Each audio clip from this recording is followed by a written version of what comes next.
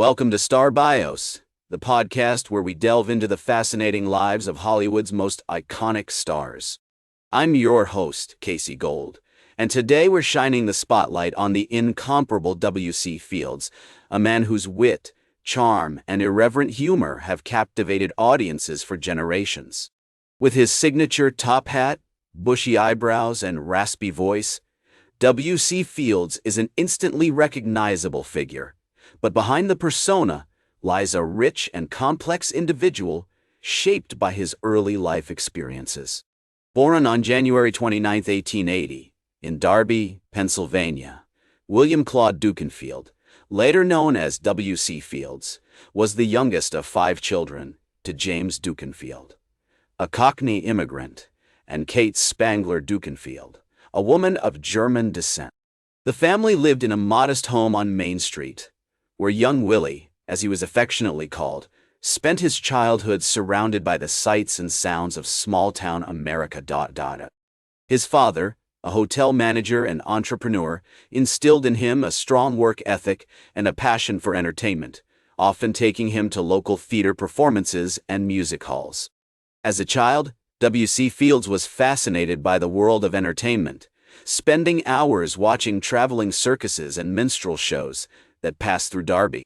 He was particularly drawn to the art of juggling, which he taught himself at the age of 12, using balls, clubs, and other objects he found around the house. This early interest in physical comedy would later become a hallmark of his stage and screen performances. In 1893, when W.C. Fields was just 13 years old, his family moved to Philadelphia, where he began attending Central High School. It was during this period that he started to develop his skills as a juggler and comedian, performing at local talent shows and amateur nights. His big break came in 1898, when he landed a job as a vaudeville performer with the Orpheum Circuit, a prestigious theater chain that showcased top talent from around the world. W.C. Fields' early years were marked by a combination of creativity, curiosity, and perseverance. From his humble beginnings in Darby, Pennsylvania, to his first forays into the world of vaudeville, he was driven by a passion for entertainment and a desire to make people laugh. His family's support and encouragement played a significant role in shaping his early career, with his father often accompanying him to performances and offering valuable feedback. Growing up in the late 19th century, W.C. Fields was exposed to the cultural and historical context of his time. He was influenced by the music halls and vaudeville theaters that were popular entertainment venues of the era, as well as by comedians like Charlie Chaplin and Buster Keaton, who were making waves in the entertainment industry. These early influences would later shape W.C.'s comedic style, which blended physical comedy, witty wordplay, and a healthy dose of sarcasm. As we explore the early life of W.C. Fields, it becomes clear that his formative years laid the foundation for his future success. From his childhood in Darby to his first performances on the vaudeville circuit, he was shaped by a unique blend of family, culture, and historical context. As W.C. Fields' career gained momentum, he began to develop a unique stage persona that blended wit, charm, and irreverent humor. His act, which included juggling, magic tricks, and comedic monologues, quickly made him a favorite among vaudeville audiences. In 1900, he joined the Keith Albee Circuit, one of the most prestigious vaudeville chains in the country, and began to tour extensively throughout the United States and Europe. During this period, W.C. Fields honed his craft, experimenting with different characters and comedic styles. He developed a distinctive voice, which was both raspy and refined, and perfected his signature top hat and bushy eyebrows look. His performances were marked by a unique blend of physical comedy, witty wordplay, and a healthy dose of sarcasm, which set him apart from other comedians of the time. One of W.C. Fields' most significant achievements during this period was his development of the pool shark character, which became a hallmark of his act. This lovable rogue, with his slick talk and questionable morals, allowed Fields to poke fun at the conventions of society and challenge the status quo. The character's popularity soared, and soon W.C. Fields was in high demand, performing to packed houses and earning top dollar for his appearances. In 1915, W.C. Fields made his Broadway debut in the Ziegfeld Follies, a prestigious revue that showcased the best of American entertainment. His performance was a huge success, and he quickly became a regular on The Great White Way, appearing in numerous shows and musicals throughout the 1920s. During this period, he also began to develop his skills as a writer and director, penning several plays and films that showcased his unique comedic style. W.C. Fields' transition to film was seamless, and he quickly became one of the most popular comedians of the silent era. His first film, Pool Sharks, was released in 1915, and it was followed by a string of successful shorts and features.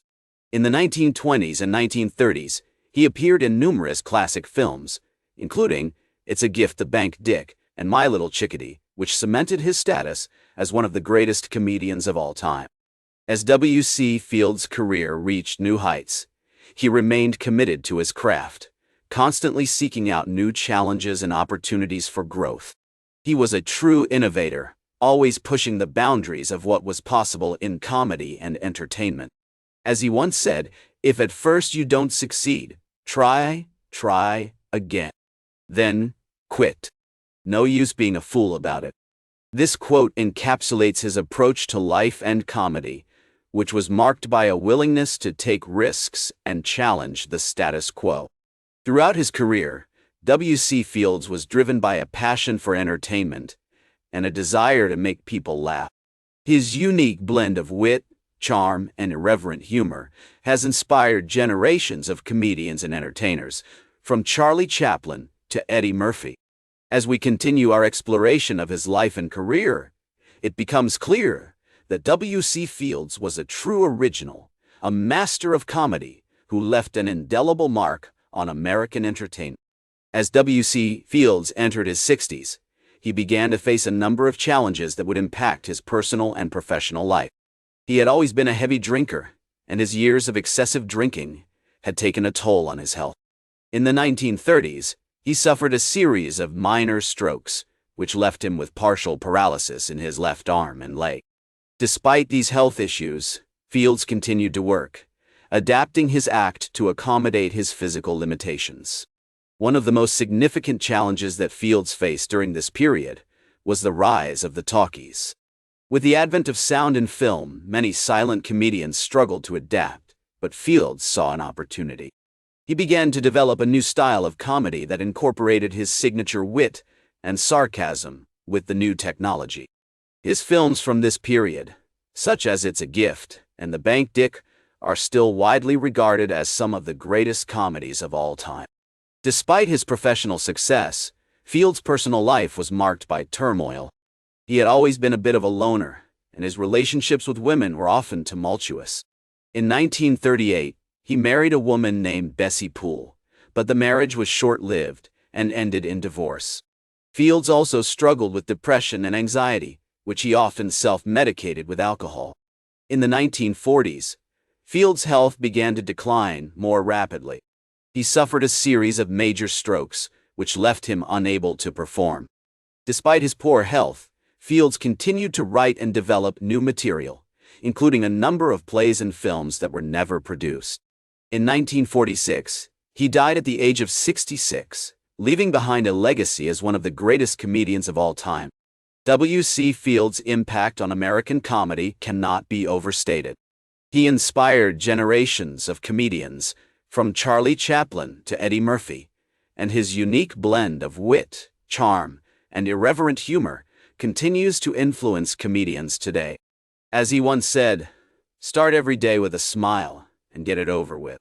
This quote encapsulates his approach to life and comedy, which was marked by a willingness to take risks and challenge the status quo. Throughout his career, Fields was driven by a passion for entertainment and a desire to make people laugh. His innovative style and fearless approach to comedy paved the way for future generations of comedians, and his legacy continues to be felt today.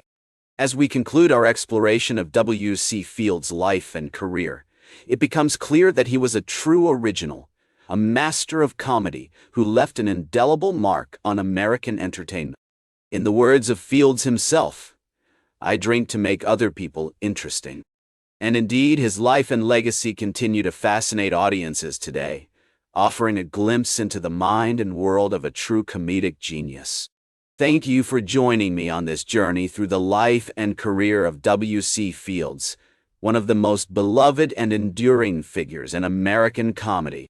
That's all for today's Star Bios. Remember to like, share, and subscribe. And until next time, I'm Casey Gold, reminding you to keep shooting for the stars.